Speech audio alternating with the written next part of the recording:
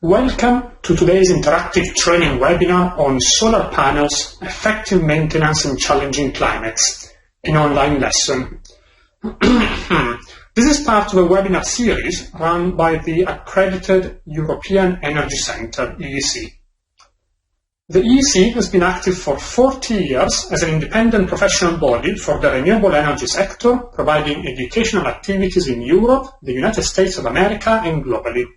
My name is Paolo Buoni. I'm a director of the EEC.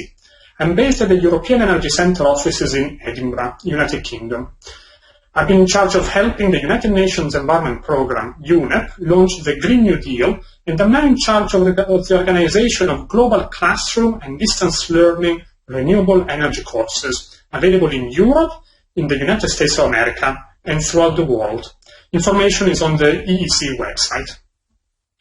Here with me I have connected live from Boston University, Professor Malay Mazumder, Boston University, who is an authority in the solar energy sector and has previously been featured on BBC News for his research on self-cleaning solar panel technology, which was developed for NASA.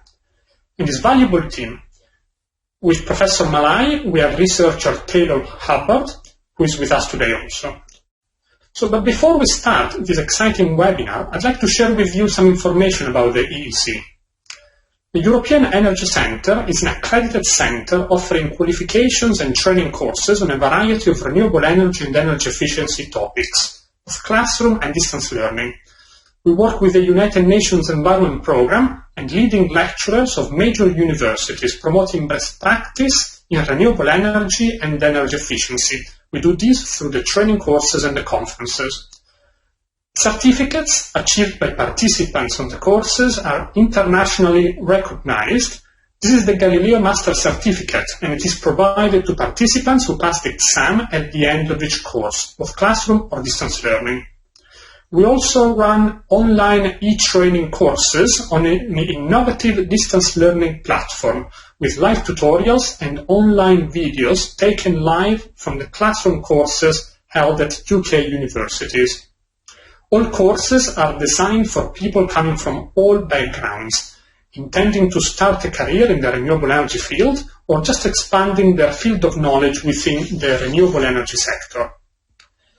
We also run Global Professional Membership Program, Energy CPD, which provides professionals and students the opportunity to gain recognition and status within the industry through professional development and by becoming members of the EEC. If you wish to register on any of the courses, you can visit, as you can see on the screen, www.euenergycentre.org for classroom courses, or www.academy-eec.co.uk for distance learning courses. Now, back to the webinar.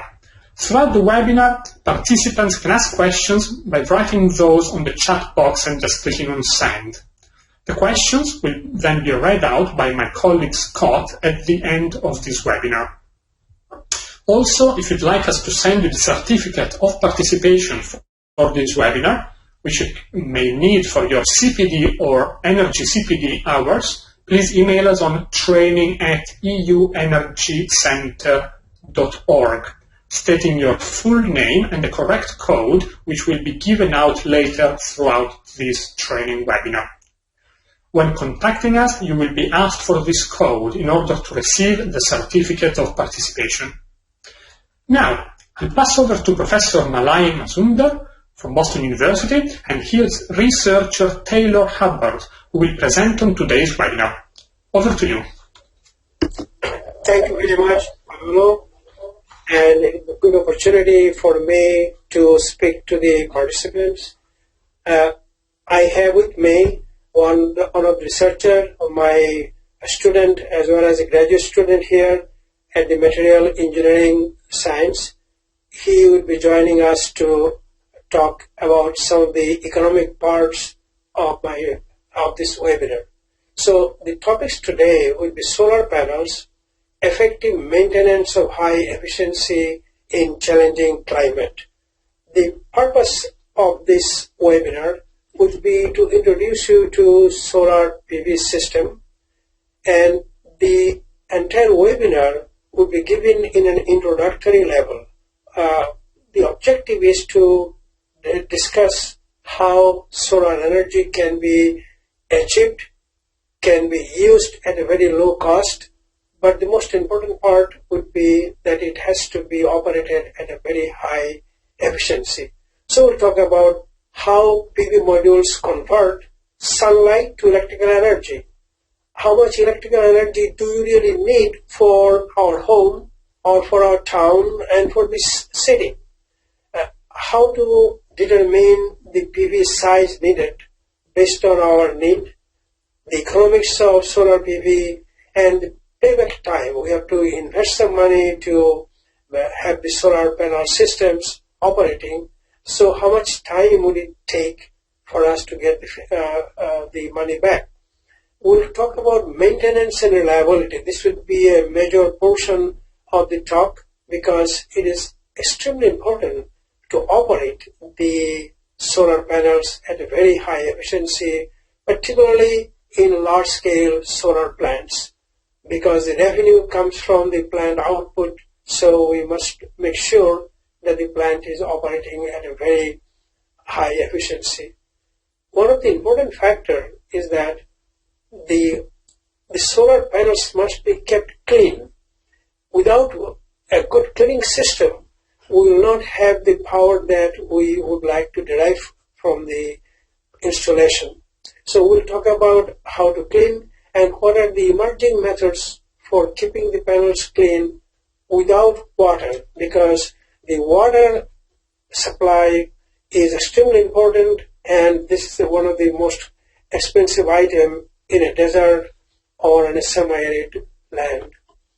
So first we talk about how conventionally we get energy. We get energy from oil, gas, coal, and all three are the major supplier today, but it produces pollutants, particularly carbon dioxide and smoke. The carbon dioxide gas is the primary reason for the global warming, and this could cause a devastating effect on our society if we don't do anything. So to be completely off from this global warming situation, we have to use the solar energy system, and they come in hydropowered, biomass, renewable energy. Only exception here is the nuclear energy, but as you all know, that nuclear energy has a huge problem. This could be a major issue because there is no place on earth to keep the radioactive waste. So we must take out the nuclear and see how best can we do with solar only. So here we show a particular coal mine. As we all know, the discovery of coal advanced the civilization. We are today because the coal was discovered, and actually it also prevented the deforestation of this planet Earth. It was coming to a point that people were using the wood so much so for heating and cooking that the entire Europe was completely deforested during the Roman Empire time. So now we see a very clean solution. Sustainable, clean solar energy can provide as much of the energy as we need. In 1 hour of solar energy that we get on Earth could provide enough energy for the entire year. However, this PV, CSP, PV is photovoltaic, and then concentrating solar power, CSP, wind, all of these must be operated at a very high efficiency. Particularly the solar panel that we are showing is clean energy. However, if the panels are dusty, then they cannot provide the power, and so we lose the return of our investment. So, as I said earlier, that we have the advantage of no fuel cost, very low operating cost, hardly any pollution at all, there is no waste or noise, there is no moving parts, the durability is over 25 years, and it is highly reliable. You can predict the energy that you will derive over the period of a year very accurately, but you cannot predict in a particular day, because if it's cloudy or raining, you may not get any power or any substantial amount of power. The technology is highly advanced, is extremely safe. The initial cost is high, but you get the payback very soon. And after this payback, you get the energy every year, almost nearly free of cost. The only cost would be to maintain its high efficiency, and that is what we'll be talking about today. So, going back, we're showing it's not in scale. The sun is providing power constantly. For 6 billion years, we have received this power, and we will be getting almost similar amount of power for billions of years. So how much power do we really get? So we'll talk about the solar constant. It's called constant because we are getting every day 1353 watts per meter square. The distance between the sun and the earth is not in scale, is 93 million miles, is 153 million kilometers, but we get constantly the same energy every day. But since the daytime the earth is illuminated any portion where you are, and the night you don't, so you have to average how much do you get on the average.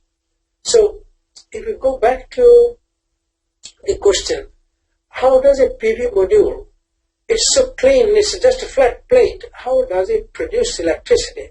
It's almost like a magic. You don't have to do anything, you just put it on sunlight, it provides power.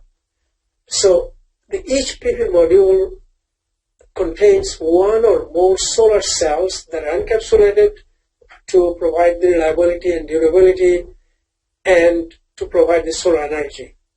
These solar cells are made of semiconductors. What is semiconductors? Metal, as we know, conduct electricity very well. They are conductor.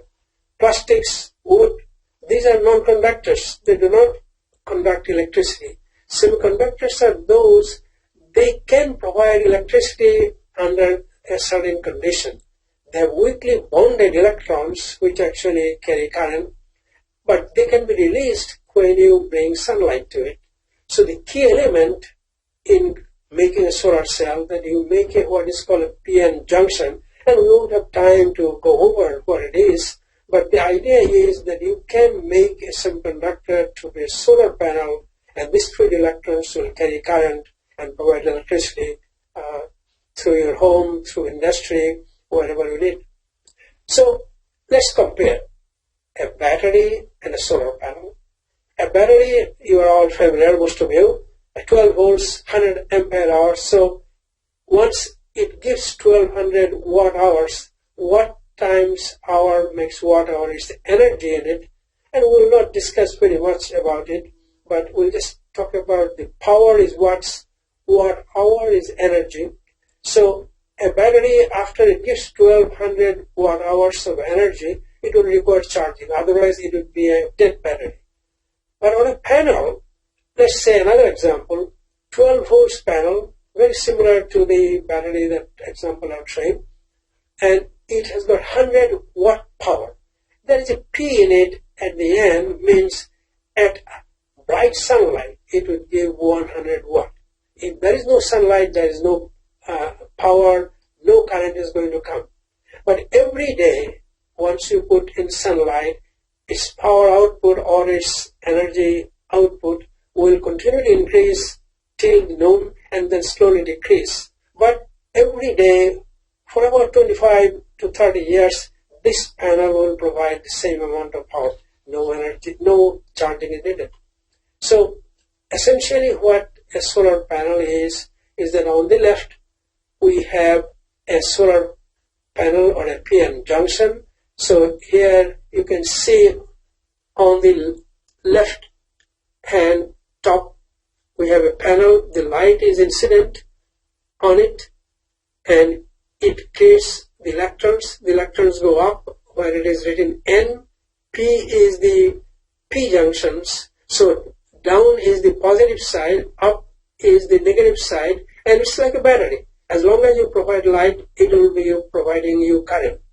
In a solar panel on the right and top, there are, in this particular one I'm showing, there are 36 of them, of solar panels to solar cells to make a panel. Now down there, we show a panel facing the sun. So you can see the direct light coming, we call it direct radiation. There's some light reflected from the ground or from any other place coming to the panel, and there's some diffuse light, means coming from the sky, and we will discuss today about this, but all of this constitute the amount of light that is falling on the solar panel. So once the light is illuminating the solar panel, it is going to produce power. Why have I kept it in an inclined fashion? Well, on a northern hemisphere, the sun is southward, so as long as your panel is southward and as long as your panel is facing the sun, it will provide power. But it depends upon the tilt angle and azimuth angle, these two angles, to make sure that the panel is receiving light. But these are not very critical. On your rooftop, I will show you that even if it is not critically oriented, it will provide enough power or electricity. So the energy output from the panel is coming as long as the sunlight is incident on it. The solar radiation intensity varies throughout the day. So how do I measure it? So we take a unit like one sun would be equal to 1000 watts per meter square. As long as this is about very bright sunlight on a summer day, whereas in the morning it would be low, in the evening it would be less. But overall, if you think over throughout the day, we can then come up with one unit, I will call it 1 sun hour. That means throughout, say, we have got 10 hours of sunlight. This may be equivalent to 4 hours of full bright sunlight. So then in a place we can call it is 4 sun hours, effective sun hours. So these are, I'm giving some examples of different sun hours depending upon the position. So the PV energy output would be then what is the capacity of the PV panel, then you multiply that by effective sun hours, and how efficient not the PV panel is, but the inverters are. So that way you can compute the total amount of energy that you would get. So here we show the solar panels being mounted on rooftop, and this is have to be designed depending upon the need of that particular home. So here we show the angles that it must face southward in northern atmosphere and northward in southern atmosphere. So in the winter time, the sun elevation angle is low. It's only to about 27 degrees. So it should be such that both during the winter and the summer, the sun is shining on the panels to produce the power that you need. And here we show a home completely equipped with solar panels, and this will have inverters, this will have to have a meter, and how it is connected to the grid. So idea is that when at night there is no sun, you can get the power from the grids, but at daytime you can produce actually more power, you can feed that power back to the grid. So you can then actually pay the amount that you have actually used. It might be such that you may gain in power generation rather than paying for it. So here we show a block diagram. Here on the left is the PV panels, the inverters, the panel or the meters that will show how much power is being generated. And on the right hand side there's another meter that shows how much power we are actually getting from the grid and how much power also we are feeding from the grid. So this gives you a complete picture of the balance of the power generated and the balance of the power you have used. So to size the PV, how do you go for this? Every person in a developed who are part of the world, like in the US, UK, Japan, China. China is not yet fully utilizing it. So the average energy that we need is 5 kilowatt hours per day, per person.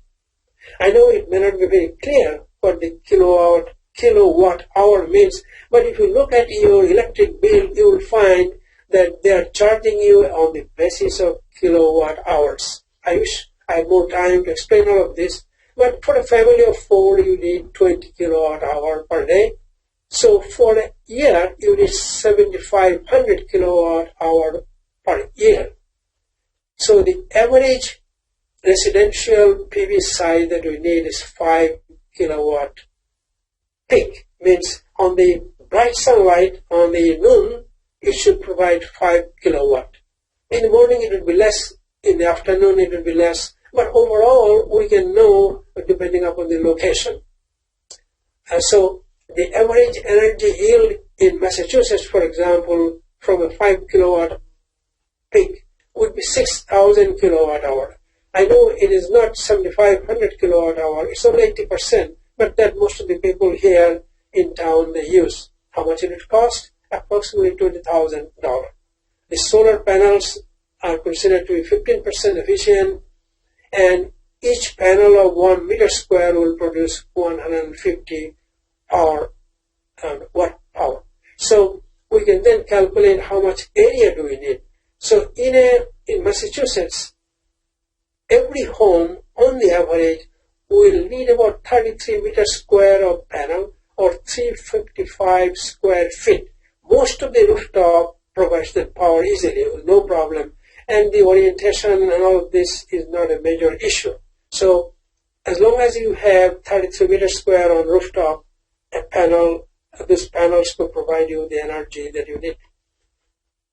Here, my colleague Taylor will now talk about the financing option. Thank you, Professor. So, as we just heard, the average cost of a 5 kilowatt peak solar installation, at least in America right now, United States I should say, is still quite expensive. It's about $20,000 on average, but realistically, you could be looking at somewhere higher, closer to $30,000, depending on your own situation. And that's a lot of money for people to afford. So I'm going to be briefly discussing what the options are for individuals and families who want to purchase a solar array for their own home are constituted by, and exactly how good of a deal are these options. The first and most overall efficient bang for your buck option when it comes to paying for a solar installation is just to have the money up front to pay for the entire system on the day that you buy it. The reason is because, at least in the United States, there is a very generous 30% tax write-off available for the total system cost of your array. So that whatever it is you end up paying for the complete installation, and the next year you'll be able to write off 30% of that cost and recuperate it instantly a year from the day that you installed your system. Afterwards, you'll be able to recoup the additional costs that you invested based on your reduced energy bills and other benefits that I'm going to discuss in a second. Now, if you cannot afford, like many people could not, to just have all that money instantly, you could also look at a loan option.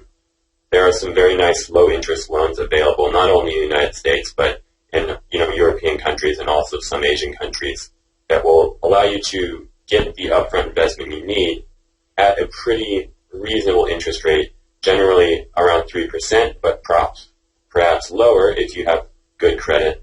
And because the interest is so low on these loans, it only extends the return on investment deadline by really 1 or 2, 3 possibly years compared to the initial upfront cost. If the concept of paying for the money either with loan or with cash upfront is not something that appeals to a potential buyer, they can also look into what's called a solar lease, which is actually a very, very popular option these days, which is an arrangement where a third-party company will buy and install a solar array and a power system on a homeowner's property and then lease the panels to them, you shall say, for a monthly fee.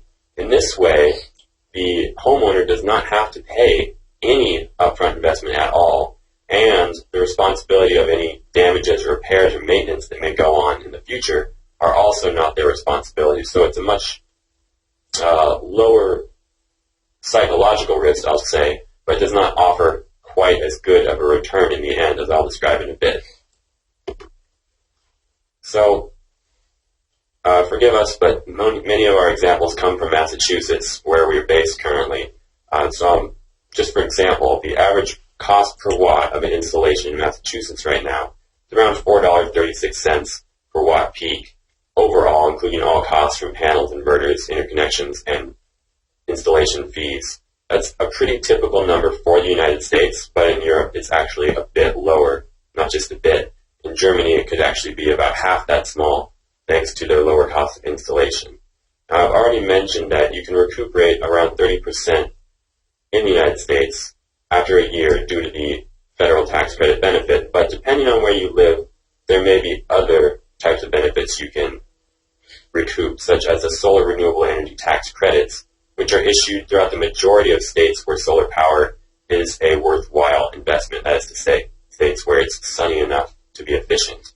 They reward you basically for the incentive of creating renewable energy and non-pollution, a certain amount of money per 1,000 kilowatts of power you produce a year, which averages out to about $1,200 a year, which is very significant when it comes to paying off your loan or investment in the end.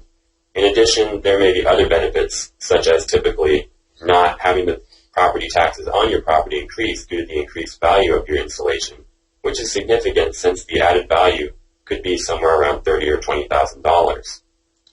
You may also recoup costs by having lower energy bills, as well as actually being paid for extra power that your panels produce during times when you are drawing less than you produce.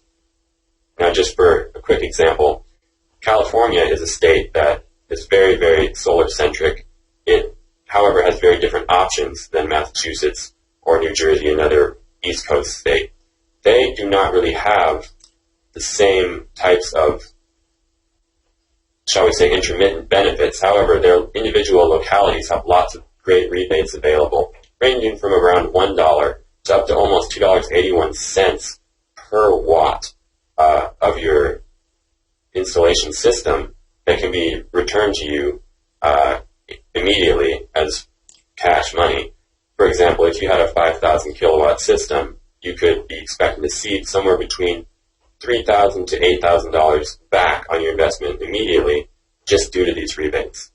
And a quick example with regard to Europe, Germany has a completely different system than we do use here in the United States. It's called the feed-in tariff system, which is quite complicated. We do not have time to explain it here in its totality.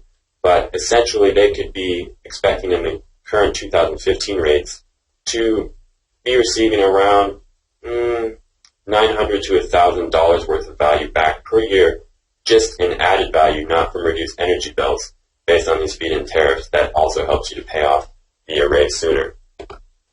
This is just a quick diagram that shows you the hypothetical payoff timeline for a 5 kilowatt power solar array in the United States. You can see that initially the investment is quite steep. At the 1 year mark, it jumps up, and then linearly you approach the red, I should say the black. And then after 10 years, with this outright purchase, you've recouped around $6,500 in the black, that is to say profit, and you should expect a profit every year from this arrangement. Now, if we look at the loan-based example with a 3% loan, it's almost exactly the same. The only difference is that you return your investment more slowly, we'll say in about 8 years as opposed to 6, and after 10 years, you've only made about $5,000, which is still a pretty reasonable amount. Compared to a solar lease arrangement, if you were looking at a full 25-year period over which you might expect your panels to operate, you would probably be looking at around $15,000 to $18,000 extra in profit from purchasing versus leasing, just to put that in perspective. The reason why is because many of the benefits that are awarded to owners of solar panels, such as the SRECs, the solar renewable energy certificates that I mentioned earlier, as well as net metering and tariffs, are awarded to the people who actually own the system. So if you're leasing it from a third party, you do not recoup those benefits. That's why, in the long run, you'll make more money, more return, if you invest the money yourself. Now, with that quick summary, we'll hand the presentation back to Professor Mazumder, who's going to describe for us the importance of cleaning and some methods of cleaning for high-efficiency solar panels. Thank you, Taylor. Now I will talk about in a large scale. Home application is a wonderful thing to happen, but when we need a large scale, we have to have large investment. So let's talk about, we talked about that each home will require about 33 meter square space on the rooftop to provide the electricity they need. But if we were to give a same supply to 1 million people or 1 million home, then we need to have a 33 million square meter area covered by the solar panel. And naturally, such a large area would be available in a semi-arid and in desert lands where much of the areas are not wasted, are wasted because you cannot grow any crops there. It is not good for agriculture. It's not good for any other application. So that provides a wonderful place. So, for example, there is a lot of growth in solar industry in southern Europe. A lot of growth is happening now in the United States, in the southwest of the United States, because there's plenty of sunshine, and for example, we do have Mojave Desert area.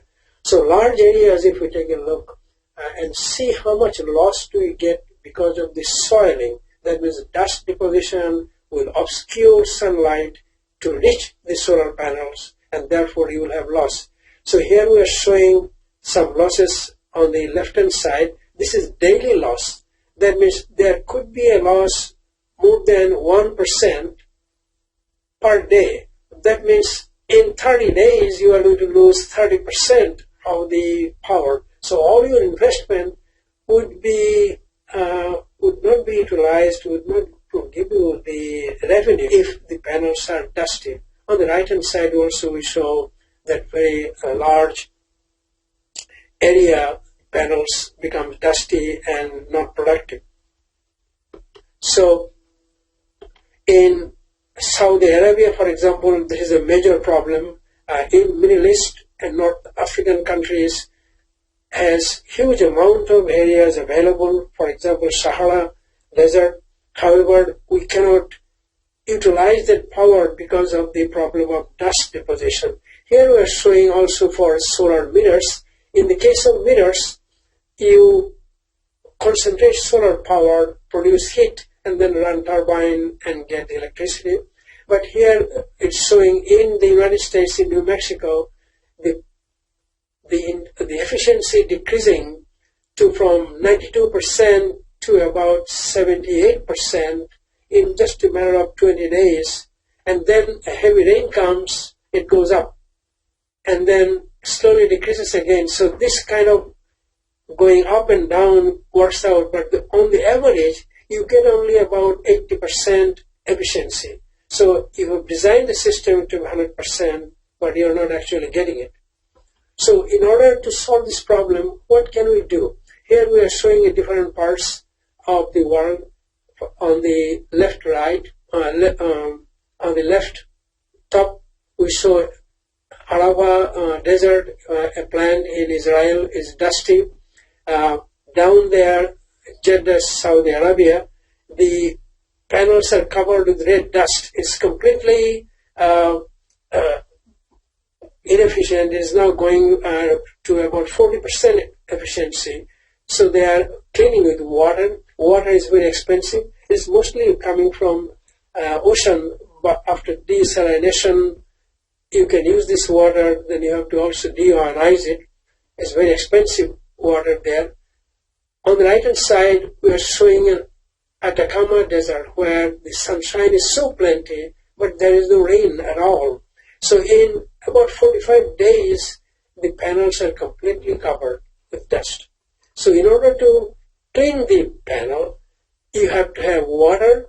So on this slide, we are showing on the left and top, panels are being cleaned. This is an Atacama Desert, cleaned with water manually.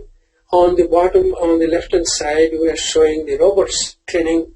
But robotic cleaning can be done in a very small scale, like 2,000, 3,000 kilowatt power system. But in megawatt power system, it will be very inefficient, very expensive. We cannot really afford that. On the right-hand side, we show how the mirrors are cleaned. So here we are showing high pressure water jet is used to clean the mirrors. Now this water must be cleaned, must be deionized. So this is a very expensive operation. And here I must pause to state that use of water would become very critical as we go from megawatt to gigawatt to terawatt power. There is not enough water in those areas to provide for cleaning, and that will deplete water for the residential use in the same territory. So we are trying to develop a technique that will keep the solar panels and solar mirrors clean without water. So think of a solar panel like this. Instead of cleaning it with water, we will have to have a system that doesn't require any water. Similarly, for mirrors, we'll show a mirror on the left-hand side to show how the mirrors concentrate light to generate power. On the right-hand side, we're showing just one segment of mirror. In a particular plant, like in Mojave Desert or in Southwest United States, there are 1 million mirror in a particular plant to produce utility-scale electric energy. So how to clean those? And like here in Mojave Desert, we are showing Ivan Power Plant. So millions of mirrors used to concentrate light on a power tower system. So our goal is to have a system that we will have the transmission efficiency. When the solar panels could work more than 95% efficiency, the reflection efficiency would be more than 90%. The idea here is, rather than going through all the details, need to provide the cleanliness with a very low energy consumption, 0.03 watt hour per meter square per cleaning cycle, and it must be water-free cleaning. So in order to do that, what we have devised is a film in which we have got electrical wires. Those wires should be transparent, the film will be transparent, and that film, here we show a film in a small scale, is very close to a completely transparent film, and then we put it on a solar panel and it will clean. So we'll pause here to show a short movie to show how the cleaning is done. Here is the panel, and it is already has the film in it, and the film is operated and the dust is moving. Here is move dusting. Now we start the cleaning system, and without water, the dust is being removed and falling into here, going to the side, but it will fall into the ground. The next we show in like a dust storm condition. Here the dust will fall from above. This is of course done in the lab. We're showing the dust. These are desert dust falling on the panel and coming from the top. So we are pouring dust on it, but the panel stays clean. Panel is not dusty, as we have shown in some of the panels in the Atacama Desert.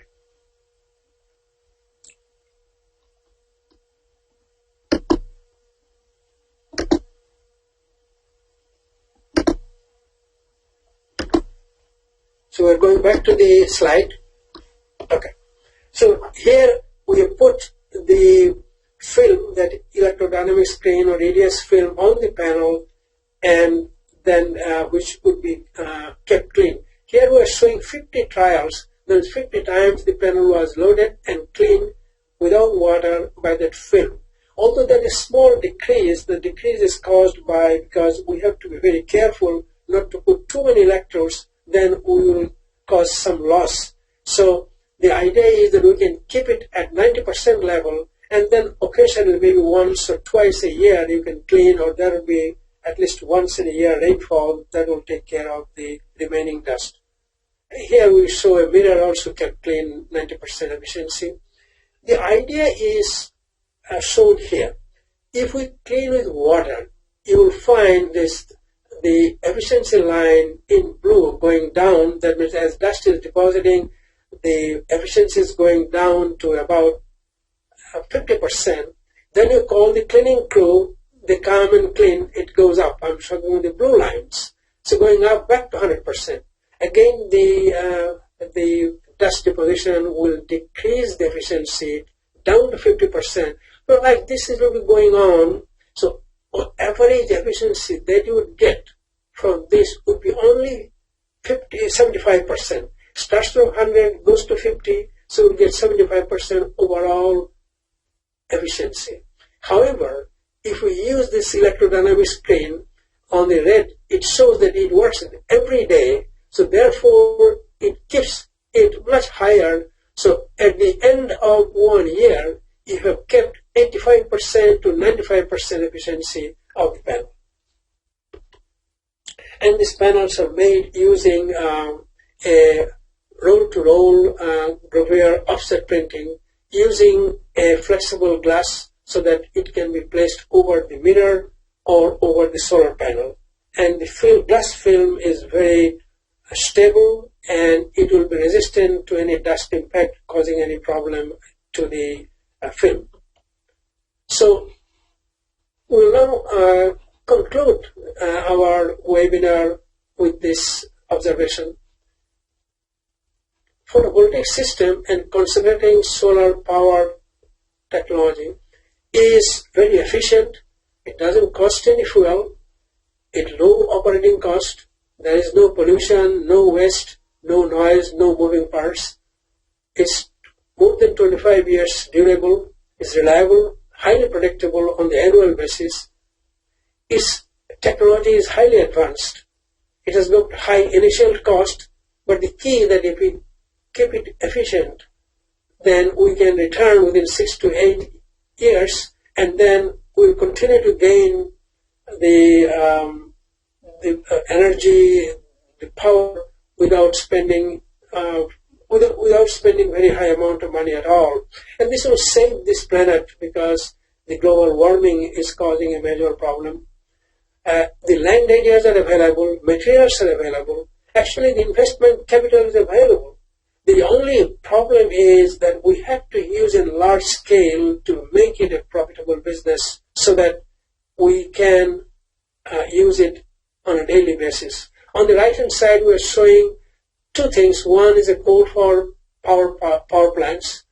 Every kilowatt hour that we produce, we create 1,102 pounds of carbon dioxide. In the case of solar panel, we don't have any problem like this. So in order to harness this clean power, what we really need is to operate it at a very high efficiency. And to do so, we must keep the panels and solar mirrors clean. There are some references if you want to study further. And both Taylor and I would like to thank you on behalf of Boston University. Back to you, Paolo and Scott. Thank you very much for your presentation, Lai and Taylor. It was very interesting. Some participants have submitted questions about your webinar presentation. Would you mind answering a few of them? Sure. Great.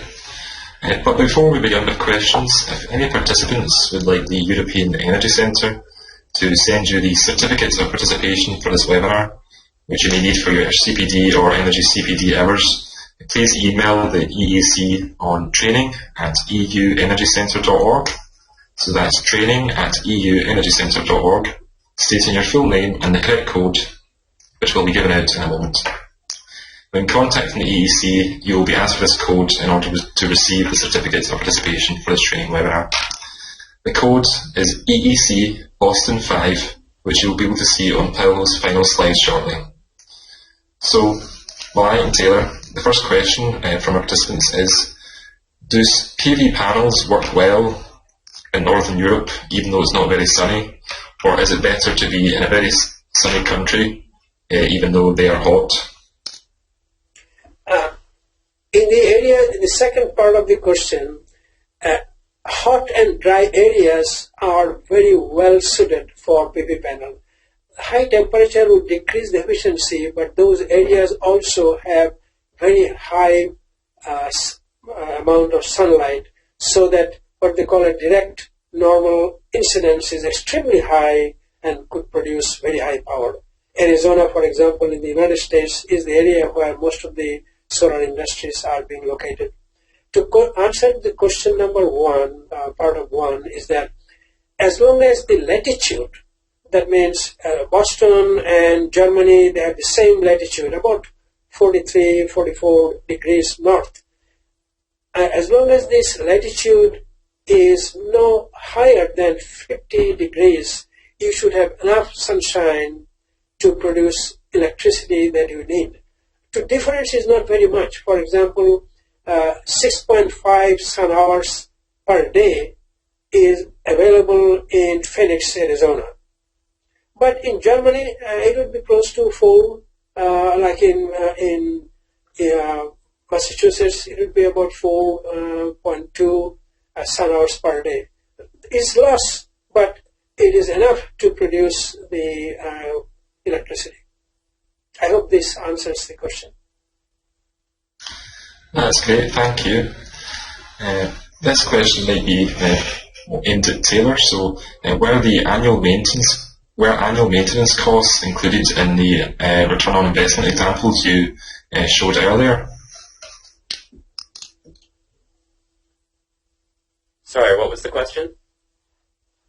Sorry, were annual maintenance costs included in the return on investment examples you showed earlier in your presentation slides? Those examples were based on the assumption that these were installations being operated by individuals or families who would, for the most part, just be cleaning off these panels at a low cost to themselves with, shall we say, a hose or rain. It's really quite acceptable for a small scale and doesn't contribute much cost, if any.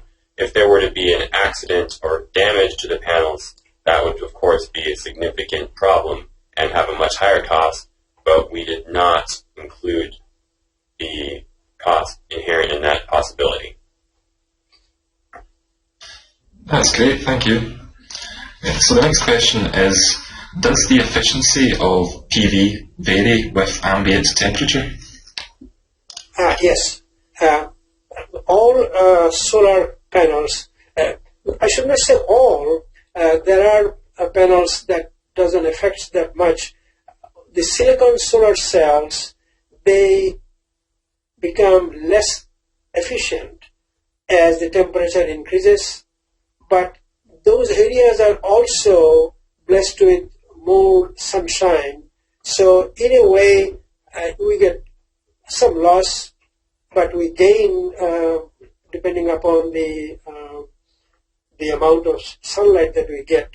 So this needs to be designed in such a way that would be compensated as a function of temperature. Thank you, Malai. So the next question is, does the self-cleaning solar technology you mentioned return power production to 100% ever? If I understand the question, currently we are producing at a lab scale level. We are going to have those tested in different solar fields, not only on the United States, but in different other countries. And so our plan is that within a couple of years, we are going to start with lab scale, then you go to what we call a pilot scale, that means 50 centimeter by 50 centimeter scale for panels and mirrors, and then we will go 1 meter by 1 meter scale. And as we go forward, we have to try to find out how less expensive way can we produce this film, because this film must be transparent, must cause very minimal loss of efficiency, but should keep the efficiency as high as possible, rather than subjecting it to loss constantly and then clean it. How to do this? And most importantly, we believe that water would be a major problem in solar panels. For example, in Southern California for the last 4 years, we are going through a drought system. It's caused, we believe this is due to the global warming. And this is so critical now that water restrictions are implemented, and where a family is suffering for lack of drinking water, we could not take the water for any other purpose. So we want to be very sensitive in developing a technology that doesn't require any water. Thanks, Malai. So another question is it more economic for a country to have a lot of rooftop PV or to have instead large-scale PV power plants? Both. Let me explain to you. If you think about in a large scale, we are now using globally 13 terawatt power. And we are not talking about, although gigawatt is large, it is much less. So the scale we are going will never catch up with the entire need that we have to produce. Just think of, we developed a system that could eliminate, not all, we don't want to abolish coal use, abolish oil use, abolish gasoline use, they would be required. But conserve it to the extent so that the mix would provide the efficiency and the need and minimize the global warming problem. So, if we use the individual residential home rooftop energy together, if we have, the model is that if 5 million home is converted to solar power system, that will amount to a huge energy application through clean renewable energy, and then go also for large scale. And that depends upon the city. Like a city like London, for example, or Frankfurt, for example, or Boston, for example, is so highly populated. So it may not be possible to provide residential energy, PV, to provide the power. So we need to go to an area where there is large areas that are available, not useful for agricultural or for any other industries, but the grid can be connected to bring the energy from those large-scale power plants to the city. So a mixed approach would be the best for us to get rid of this global energy threat that we are facing. Thanks, Malai. I think we still have time for one or two questions. So the next one is the efficiency of solar panels important, and why are solar panels not 100% efficient? Taylor, do you want to talk about it? Sure. I can describe that. There are details and complications to it, but on one level, it's quite simple. The answer to the first question is no, they're not 100% efficient. And the reason why is because at least the standard solar panels that are used in industry, be they one type or another, they all at the end of the day come back to being based on silicon, a semiconductor of great importance. And the reason why the panels function at all is because semiconductors are able to make use of the energy incoming from the sun in the form of solar radiation by absorbing it. But there's a rather counterintuitive thing about semiconductors, well, and as it turns out, many other things, but the counterintuitive aspect of the way they absorb the energy from the sun is that each photon coming from the sun with a certain amount of energy can either be absorbed or not absorbed by the silicon solar panel. And there is an exact specific amount that the silicon solar panel can absorb per photon, which is about 1.1 electron volts. If the energy of a given photon coming in the form of sunlight is less than that, it will not be absorbed by the panel at all. It will just go and transmit directly to the silicon, not providing any power. And if the energy of the sunlight coming in is in a greater magnitude than that, then it will be absorbed and power will be made, but not in the full extent. The panel will only be able to make use of a fraction of that. So there is a portion of the energy coming from the sun that's absorbed optimally, but some of it goes through and is not dealt with at all, and some of it is essentially wasted. That's, I think, about as general of an explanation as I can make. And also I could add that while these solar panel, silicon solar panel are very good, mostly used, but they can be maximum efficiency would be like 30%. And yet with 30%, we can derive enough energy from the technology. And that's why the solar mirrors are used to compensate. The mirrors, on the other hand, generate first thermal energy and then generate electrical energy. So therefore, the solar mirrors in large scale can utilize the entire solar spectrum, turn into heat, and that heat can be stored easily so that at daytime it can generate enough heat to produce power that is needed, and at night it automatically saves the extra heat energy or thermal energy that is stored in the tank and provide the power. So the largest plant on Earth now are actually the solar mirrors, and this solar mirror plant would be able to produce, at least in theory, without any problem of the energy storage. So that's the idea of the solar mirrors. I gave a long answer to this question, but that is a very important and very interesting question.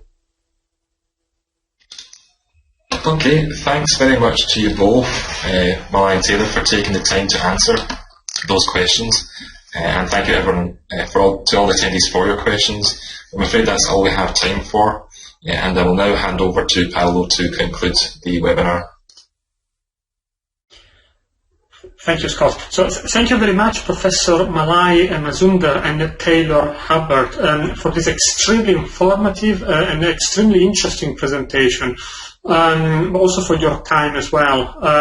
But also thank you to all those involved in the realization of this webinar. But a special thank you goes to the very many participants connected live from all over the world. We have representatives from Europe, Africa, Asia, and of course America as well, all currently connected live to this training webinar.